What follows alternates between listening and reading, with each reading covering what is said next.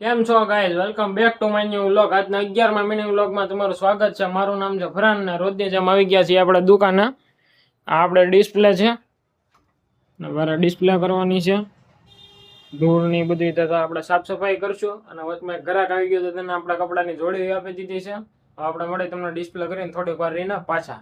તો ગાઈઝ અત્યારે આપણે બાર ડિસ્પ્લે તો કરી નાખી છે. જો આપણી અહીંયા જ્યાં ગ્રીન ઘાસ હતી એને ઉઠાવીને આપણે બહાર રાખી છે ને એની નીચે કચરો જોવો તમે ખાલી.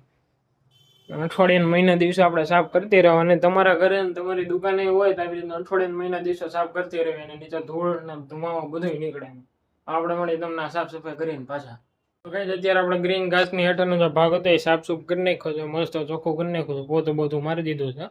તમે જોઈ શકો છો બિફોર ને આફ્ટરનો રિઝલ્ટ તમારી સામે જ છે. તો આપણે આની માટે ગ્રીન ઘાસ પાથરશું.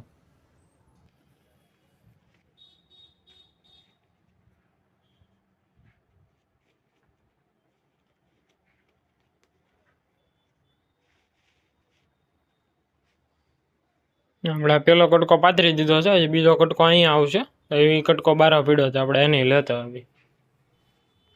આપણે બીજો કટકો લઈ આવ્યા છીએ તો બીજા કટકાને આપણે અહીંયા પાથરશું. અભી મજા આયેગા ના ભીડો.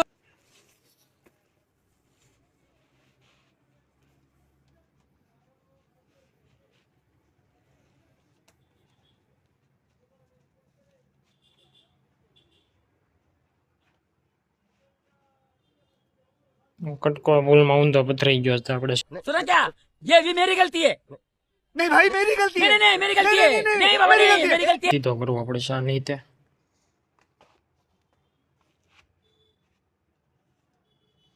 પ્રોપર થઈ ગયું છે, તમે જોઈ શકો છો. ઘાસ આખામાં પાથરી નાખી છે અને નીચેનો આપણે ઈ સાફ કરી નાખ્યો છે. આપણે બાર વાળવા કરવાનું છે તો આપણે ઈ સાફ સફાઈ કરીને તમને મળી પાછા. આપણે ગાઈસ અત્યારે આપણે પ્રોપર સાફ સફાઈ કરી નાખી, તમે જોઈ શકો છો. વારા પાણી છાંટીને આપણે સાફ સફાઈ કરી નાખી છે. ડિસ્પ્લે બરોબર કરી નાખી છે, અંદરે સાફ સફાઈ કરી નાખી છે. અને વિડીયો ગમે તો લાઈક કરજો અને ચેનલમાં ન હોય તો સબસ્ક્રાઇબ કરજો. આવા નવા બ્લોગ જોવા માટે ચેનલને સબસ્ક્રાઇબ જરૂર કરજો. આપણે મળી તમને બીજા બ્લોગમાં પાછા.